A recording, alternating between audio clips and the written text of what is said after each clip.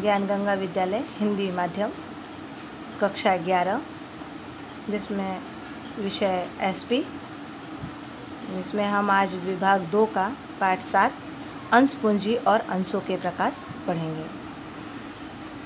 इसमें अंश यानी शेयर का जो है कंपनी का व्यवसाय का प्रारंभ होने के बाद दैनिक संचालन और उत्पादन से संबंधित खर्चों को चुकाने के लिए कंपनी को कार्यशील पूंजी की आवश्यकता जो पड़ती है, तो इस तरह की स्थायी पूंजी और कार्यशील पूंजी की आवश्यकताओं के लिए कंपनी जो है वो अंश निर्गमित करके पूंजी एकत्रित करती है। तो वो अंश की पूंजी किस प्रकार से निर्गमित की जाती है और उसके प्रकार क्या होते हैं, इसके बारे में हम लोग आज इस पाठ में पढ़ेंगे। नई स्थापित कंपनी के प्रवर्तकों को कम समय के लिए, मध्यम स्तर समय के लिए और लंबे समय के लिए कितनी पूंजी की आवश्यकता है उसका अंदाज निश्चित करते हैं। जमीन, मकान, यंत्र, फर्नीचर जैसी स्थायी संपत्ति की खरीदी के लिए स्थायी पूंजी की आवश्यकता पड़ रहती है। इस तरह कंपनी का व्यवसाय प्रारंभ होने के बाद दैनिक संचालन और उत्पादन से संबंधित खर्चों को चुकाने के लिए कंपनी को कार्यशील पूंजी की आवश्यकता पड़ती है। इस तरह स्थायी पूंजी और कार्यशील पूंजी की आवश्यकताओं के लिए कंपनी अंश निर्गमित करके पूंजी एकत्रित करती है। अंश का अर्थ क्या है? सामान्य अर्थ में कंपनी के मालिक की पूंजी बहुत बड़े पैमाने पर होती है, जिसे छोटे छोटे हिस्सों में विभाजित की जाती है।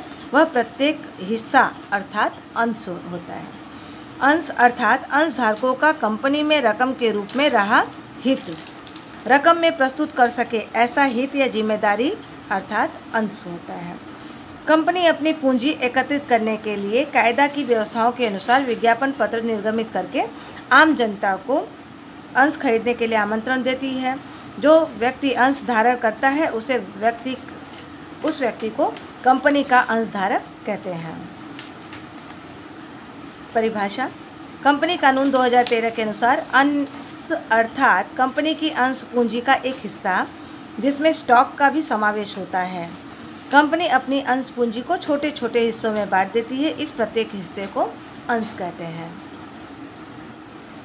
अंश की विशेषताएं: अंश पूंजी में हिस्सा, यह कंपनी की शेयर पूंजी का एक हिस्सा होता है जो छोटे छोटे एक समान हिस्सों में बांटा गया होता है।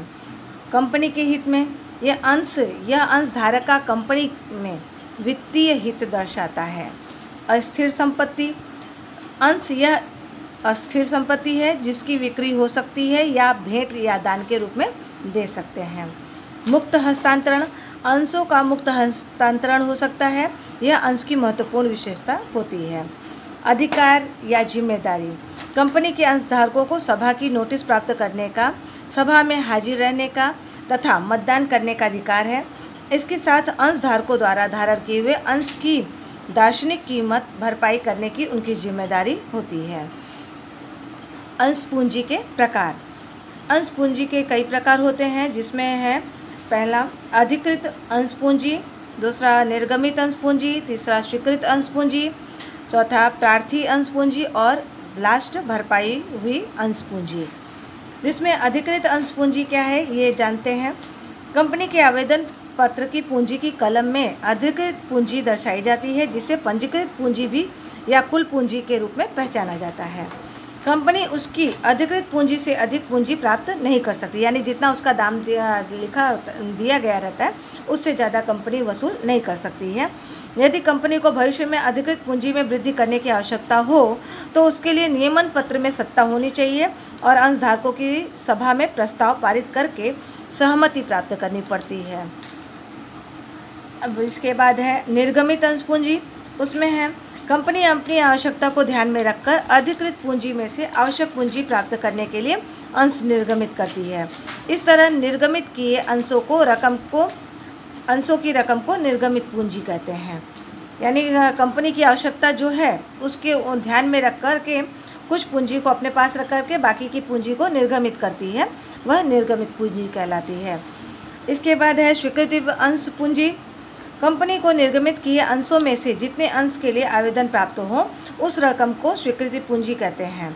निर्गमित अंशों की तुलना में अधिक अंशों के लिए आवेदन प्राप्त हो तो भी कंपनी निर्गमित अंशों जितनी ही रकम मंजूर कर सकती है और बाकी रकम आवेदन करने वालों को वापस कर देती है। इस तरह स्वीकृत हुई पूंजी को भरपाई पूंजी भी कहते हैं। प्रार्थी पूंजी, कंपनी अपनी आवश्यकता के अनुसार अंश के कुल मूल्य में से हफ्ते हफ्ते रकम मांगती है। इस प्रकार अंश पर मंगाई गई रकम को प्रार्थी पूंजी कहते हैं। वर्तमान समय में कंपनी सामान्यतः अंश आवेदन के समय अंश की पूरी रकम एक साथ मंगाती है। अब अगला है भरपाई हुई अंश पूंजी। कंपनी की तरफ से अंश पूंजी की जो रकम मंगाई जाती है उसमें से जितनी रकम अंश धारक के पास से मिलती है उस रकम को वसूली हुई या भरपाई हुई अंश पूंजी कहते हैं। उपयुक्त में से 5 क्रम में दर्शित पूंजी कभी भी ऊपर के क्रम से नीचे वाले क्रम की पूंजी से अधिक नहीं होती है। अभी हम लोगों ने पढ़ा अंश पूंजी के प्रकार, अब पढ़ेंगे अंशों के प्रकार। अंश के प्रकार भी 2 प्रकार के होते हैं, एक इक्विटी अंश और दूसरा प्रेफरेंस अंश। इक्विटी अंश है साधारण इक्विटी अंश, जिसका अर्थ है जिस अंश पर डिविडेंड प्राप्त करने तथा पूंजी वापस प्राप्त करने का अधिकार प्रेफरेंस अंश धारकों को मिलता हो, ऐसे अंश को साधारण इक्विटी अंश कहते हैं। इक्विटी अंश की विशेषताएं: सच्चे मालिक, इस प्रकार के अंशधारक कंपनी के सच्चे मालिक या वफादार साथी कहलाते हैं, क्योंकि वे प्रेफरेंस अंशधारकों से ज़्यादा जोखिम उठाते हैं। दूसरा है मताधिकार, कंपनी की सभा में इक्विटी अंशधारकों को मतदान का अधिकार होता है। डिविडेंड, इस प्रकार के अंशधारकों को प्राप्त डिविडेंड और डिविडेंड की दर अनिश्चित होती है, यानी अगर ज़्यादा फायदा हुआ तो उनका बढ़ भी जाता है और अगर लॉस हुआ तो घट भी जाता है। लाभ से संबंध, इक्विटी अंशधारकों को प्राप्त डिविडेंड वह कंपनी के लाभ के साथ संबंध रखता है। लाभ में वृद्धि कमी होने पर डिविडेंड के दर में भी वृद्धि कमी होती है। सामान्य सभा, कंपनी की सामान्य सभा में हाजिर रहने, मतदान करने तथा संचालकों को चुनने का अधिकार इक्विटी अंशधारकों को मिलता है। पूंजी वापस, इक्विटी अंशधारकों को कंपनी के अस्तित्व दौरान अंश पूंजी वापस नहीं की जाती है। विसर्जन, कंपनी में के विसर्जन के समय प्रेफरेंस अंशधारकों को पूंजी वापस करने के बाद यदि राशि शेष रहे तो इक्विटी अंशधारकों को अंश पूंजी वापस की जाती है। यानी कि पहला हक होता है कंपनी का, अगर विसर्जन होता है तो पहला हक होता है कंपनी की संपत्ति पर प्रेफरेंस अंश वालों का। उसके बाद अगर कोई राशि बचती है तो इक्विटी अंशधारकों को मिलता है। इसलिए कहा जाता है कि इनका ये सच्चे मालिक या वफादार साथी कहलाते हैं कंपनी के। लाभ और प्रतिफल, इक्विटी अंशधारकों को विभिन्न प्रकार के लाभ और रियायतें मिलती हैं, जैसे कि एक के अंश, बोनस, शेयर का बाजार भाव बढ़ने से होने वाला लाभ इत्यादि। अगर शेयर भाव बढ़ता है तो उसका लाभ इक्विटी अंश वालों को मिलता है। अंश का पंजीयन, माने शेयर बाजारों में इस प्रकार के अंशों का पंजीयन किया जाता है जिससे इस प्रकार के अंशों की खरीदी बिक्री बाजार भाव में सरलता से होती है। अन्य इक्विटी अंश 2 प्रकार के होते हैं, जिसमें मताधिकार के साथ इक्विटी अंश और दूसरा है डिविडेंड के संबंध में अलग अलग अधिकारियों के साथ मताधिकार करने वाले इक्विटी अंश। इसके बाद है स्वेट इक्विटी अंश। स्वेट इक्विटी अंश किसे कहते हैं? कंपनी अपने संचालकों, कर्मचारियों और विशिष्ट निष्णात कर्मचारियों को बट्टे से या नकद के सिवा अवेज से जो अंश वितरित करती है उसे स्वेट इक्विटी अंश कहते हैं। यानी कर्मचारियों को बट्टे या नकद के रूप में जो भी अंश वितरित किया जाता है वह स्वेट इक्विटी अंश कहलाता है। सामान्यतः इस प्रकार के अंशों को मान्य शेयर बाजार में जो भाव हो उससे कम भाव में बेचने का भी ऑफर किया जाता है। लाभ, कंपनी के संचालकों को लाभ के रूप में दे सकती है। कंपनी के कर्मचारियों को इस प्रकार के अंश मिलने के कारण उन्हें वेतन उपरांत कंपनी के अंशों पर डिविडेंड की आय होती है तथा कर्मचारियों को कंपनी के अंशधारकों का अधिकार प्राप्त होने से उनके अंदर मालिकाना भाव उत्पन्न होता है। व्यवस्थाएं, कंपनी की सामान्य सभा में विशेष प्रस्ताव पारित करना पड़ेगा। इस प्रस्ताव में कितने अंश निर्गमित करने हैं उसका विवरण, वर्तमान बाजार कीमत और किन संचालकों या कर्मचारियों को देना है उसका विवरण दर्शाना पड़ता है। कंपनी धारक की व्यवस्थाओं का पालन और अंश बाजार के नीति नियमों के अधीन पंजीयन करवाना चाहिए। सार्वजनिक कंपनी को व्यवसाय प्रारंभ करने का प्रमाण पत्र मिले उसके 1 वर्ष के बाद इस प्रकार के अंश निर्गमित कर सकते हैं। सामान्यतः इस प्रकार के अंशों का 3 वर्ष तक मालिकी हस्तांतरण नहीं होता है। कंपनी भरपाई हुई कुल अंश पूंजी के 15% या 5 करोड़ से ज़्यादा के अंश 1 वर्ष में नहीं दे सकती है तथा कुल पूंजी के 25% से ज़्यादा इस प्रकार के अंश वितरित भी नहीं कर सकती है। इसके बाद आता है प्रेफरेंस अधिमान अंश, जिसका अर्थ होता है जिन अंशों पर कंपनी के लाभ में से इक्विटी अंश धारकों का डिविडेंड चुकाने से पहले डिविडेंड प्राप्त करने का अधिकार हो और जब कंपनी का विसर्जन हो तब इक्विटी अंश पूंजी वापस करने के से पहले पूंजी वापस प्राप्त करने का अधिकार हो, उसे प्रेफरेंस अथवा पसंदगी अधिमान अंश कहते हैं। यानी इक्विटी अंश से पहले कंपनी का विसर्जन होने पर इक्विटी अंश से पहले इनका भुगतान रकम के भुगतान किया जाता है। प्रेफरेंस अंश की विशेषता, इसमें पहला है डिविडेंड। इक्विटी अंश धारकों को डिविडेंड चुकाने से पहले प्रेफरेंस अंश धारकों को निश्चित दर से डिविडेंड प्राप्त करने का अधिकार होता है। पूंजी वापस, जब कंपनी का विसर्जन हो तो सभी दायित्वों का भुगतान करने के बाद इक्विटी अंश धारकों से पहले इनको पूंजी वापस मिल जाती है। मताधिकार, प्रेफरेंस अंश धारकों को मात्र उनके हित से संबंधित विषयों के लिए मतदान करने का अधिकार होता है। इक्विटी अंश वालों की तरह इनको हर एक कार्य के लिए मतदान करने का अधिकार नहीं होता है। पसंदगी, स्थिर निश्चित आय और पूंजी की सलामती चाहने वाले निवेशकर्ता इस प्रकार के अंश खरीदना पसंद करते हैं। बाजार भाव, ऐसे अंशों की बाजार कीमत स्थिर रहती है। जब ब्याज के दर के ढांचे में परिवर्तन हो तो उसकी बाजार कीमत में परिवर्तन होता है। जोखिम का प्रमाण, इस प्रकार के अंशों में इक्विटी अंश धारकों से प्रथम डिविडेंड और प्रथम पूंजी वापस प्राप्त करने का अधिकार होने से इनके में जोखिम का प्रमाण कम होता है। प्रेफरेंस अंश के प्रकार, 1956 में कंपनी कानून के अनुसार पुराने समय में cumulative, non cumulative, irredeemable, participating, non participating, convertible, non convertible आदि प्रकार के अंश निर्गमित किए जाते हैं। किंतु नई कंपनी कानून 2013 के अनुसार कंपनी मुख्य 2 प्रकार के प्रेफरेंस अंश निर्गमित कर सकती है, जिसमें पहला है 20 वर्ष से पहले वापस कर सके ऐसा अंश और 20 वर्ष के बाद वापस कर सके ऐसे अंश। इक्विटी अंश और प्रेफरेंस अंश के बीच में अंतर, इसमें कुछ मुद्दाएं होती हैं, उसके आधार पर इन दोनों में अंतर पता करना है। जैसे आवश्यकता, इक्विटी अंश की आवश्यकता और प्रेफरेंस अंश की आवश्यकता क्या है। डिविडेंड का दर अनिश्चित होता है, एक में निश्चित होता है। अधिकार इनके, जोखिम, तो इक्विटी अंश में जोखिम का प्रमाण ज़्यादा होता है जबकि प्रेफरेंस अंश में जोखिम का प्रमाण कम होता है।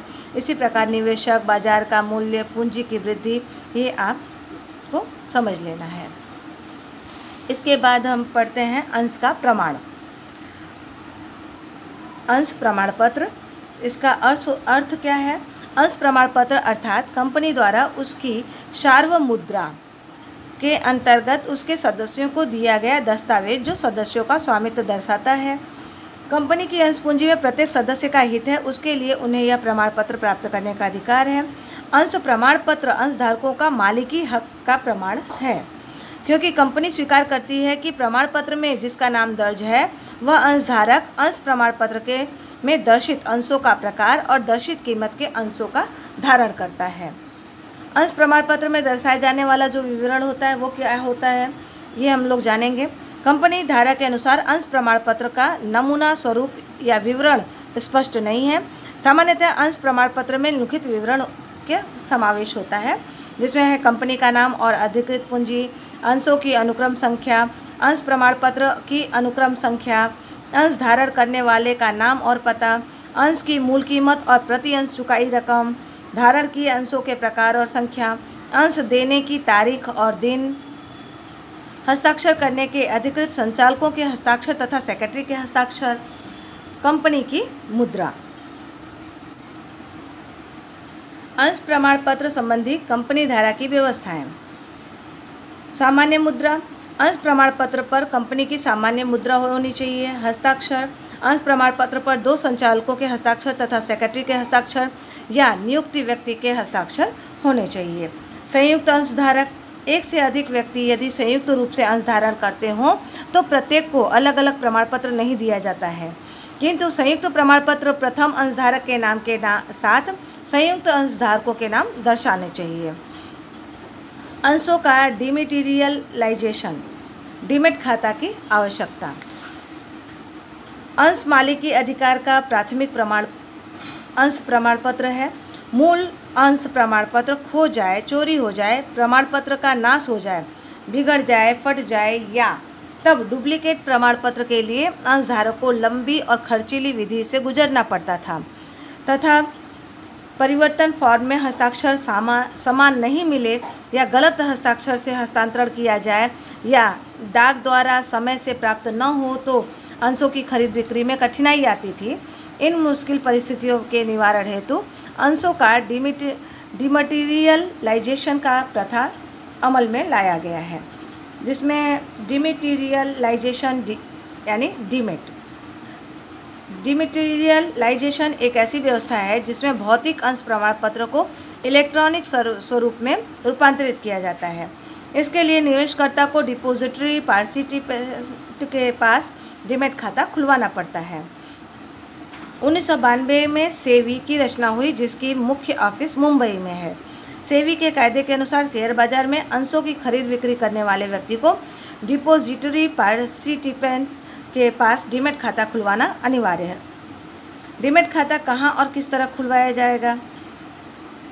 तो डीमेट खाता एक ऐसी प्रक्रिया है जिसमें निवेशक जो है वो अपने मौलिक अंश इलेक्ट्रॉनिक स्वरूप में अपने डीपी यानी डिपॉजिटरी पार्टिसिपेंट्स खाता में रखता है। भारत में 2 प्रकार की ऐसी संस्थाएं हैं, NSDL और CDSL।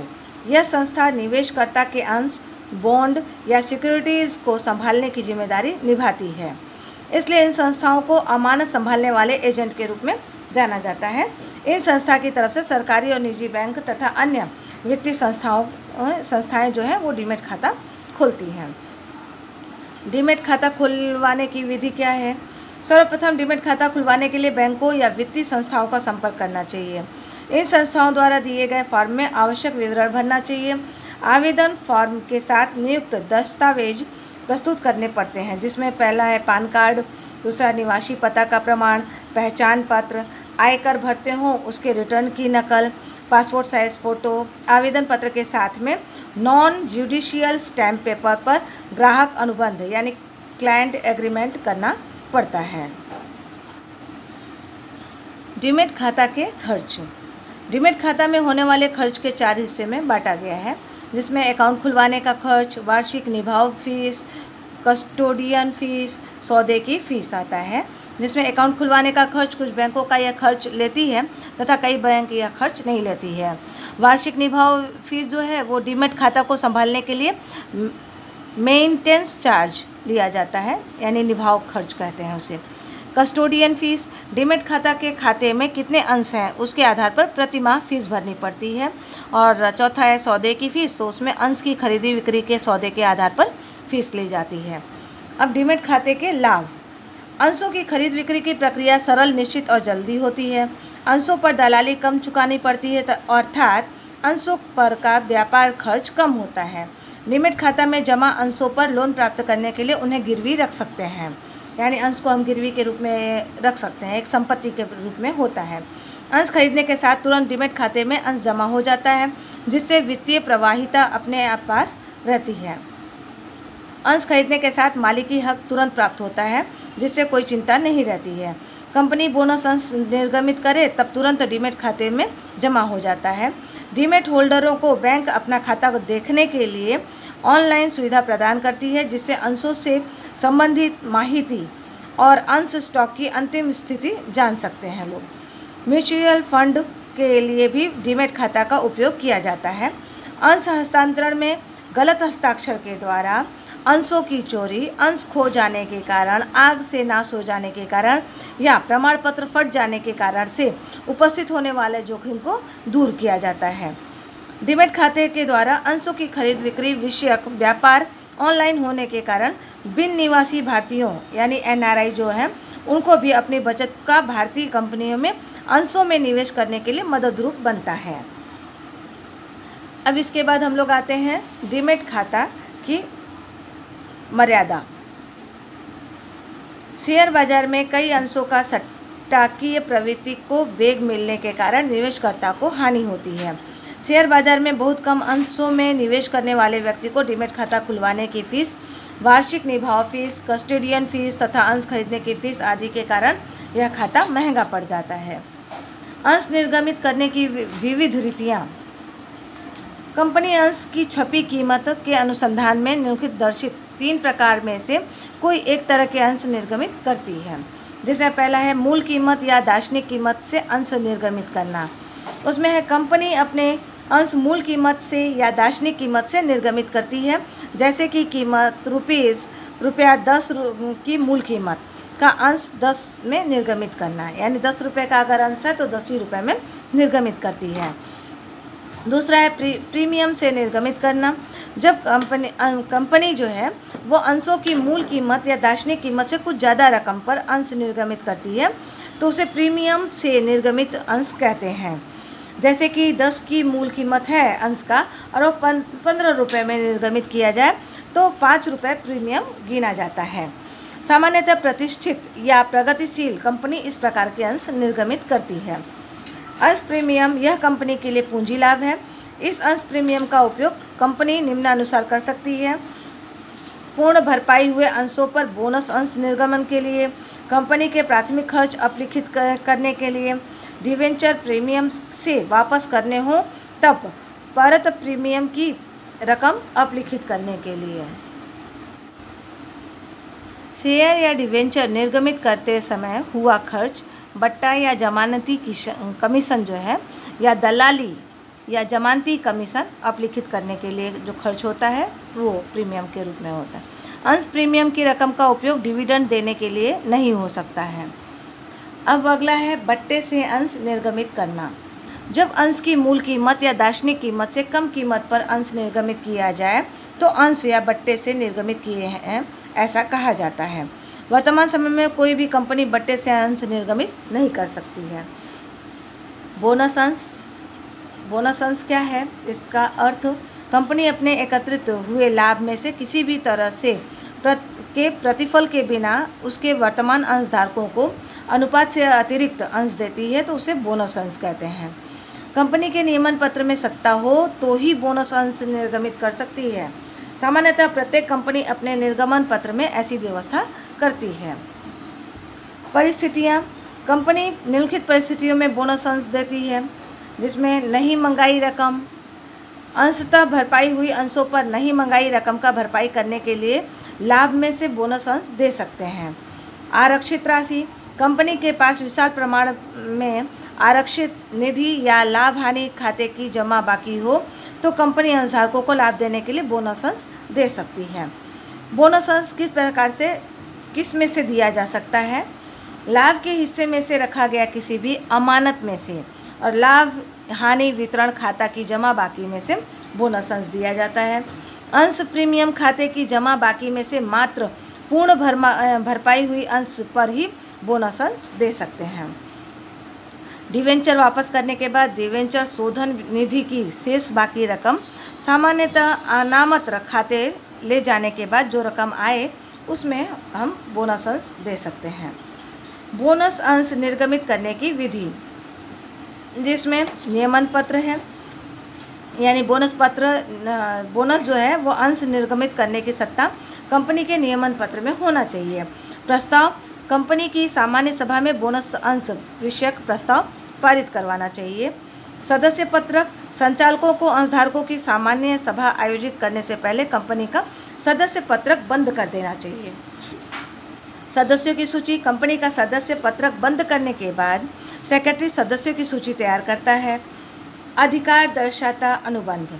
यह अंश जो है व नकद राशि के लिए बिना निर्गमित होने से जिन अंशधारकों को बोनस अंश देना है उनका अधिकार दर्शाता हुआ अनुबंध तैयार करना आवश्यक होता है। इसके बाद है स्वीकृति पत्र। अनुबंध तैयार करने के बाद स्वीकृति पत्र तैयार करके अंशधारकों को इसके संबंध में परिपत्र भेजा जाता है। अब इसके बाद है कंपनी रजिस्ट्रार। बोनस अंश निर्गमित करने के बाद 1 माह में बोनस अंश पत्रक कंपनी रजिस्ट्रार के समक्ष पंजीकृत करवाना चाहिए। सेवी बोनस अंश निर्गमित संबंधित और बोनस की राशि निश्चित करने के लिए सेवी की मार्गदर्शक सूचनाओं के अनुसार विधि करनी चाहिए। इसके बाद हमारा आता है अधिकार के अंश।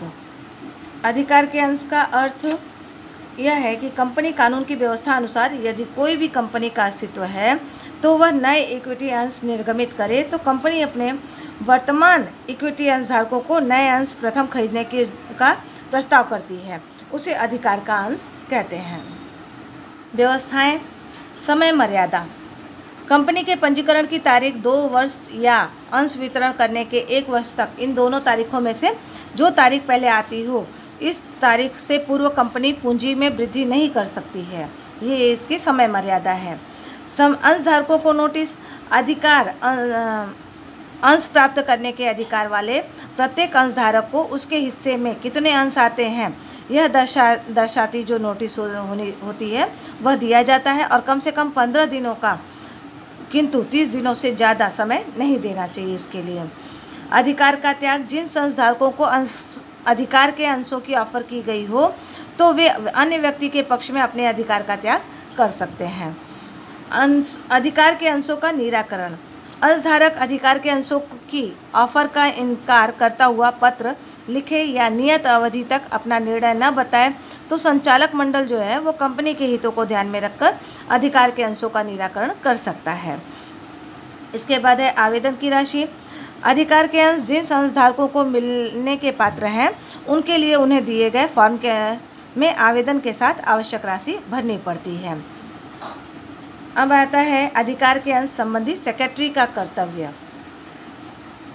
तो सेक्रेटरी के 2 प्रकार के कर्तव्य करने पड़ते हैं, जिसमें पहला है वर्तमान अंशधारकों के प्रति कर्तव्य, दूसरा है आम जनता के प्रति कर्तव्य। तो वर्तमान अंशधारकों के प्रति जो कर्तव्य है उसके अंतर्गत आता है सर्वप्रथम सेक्रेटरी को समय मर्यादा के संदर्भ में अधिकार के अंश देने की व्यवस्था कानूनी है या नहीं यह निश्चित करना पड़ता है। संचालक मंडल की सभा में ऐसे निवेदन संबंधित प्रस्ताव पारित करवाना चाहिए। अंशधारकों को इस संबंधी आवश्यक नोटिस देकर ऐसे अधिकार के अंश खरीदने का आवेदन करने तथा आवश्यक राशि जमा करवाने के लिए कम से कम 15 दिनों का समय देना चाहिए। अधिकार के अंश जिन अंशधारकों को मिलने वाले हैं वह निश्चित करने के लिए अंश हस्तांतरण पत्रक और सदस्य पत्रक बंद रखने की तारीख निश्चित करना चाहिए। इसके बाद है आम जनता के प्रति, ये तो हो गया वर्तमान अंशधारक के प्रति कर्तव्य।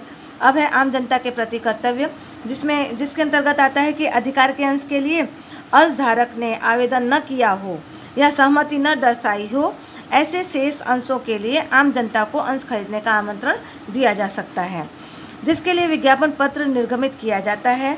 इस संबंधित अंश निर्गमित की विधि जैसी ही है, जिसमें स्वीकृति के लिए कंपनी की सभा आयोजित करना, स्वीकृति पत्रक भेजना, सदस्य पत्रक में नोट करना, अंश विवरण पत्रक तैयार करना आदि इसमें आता है।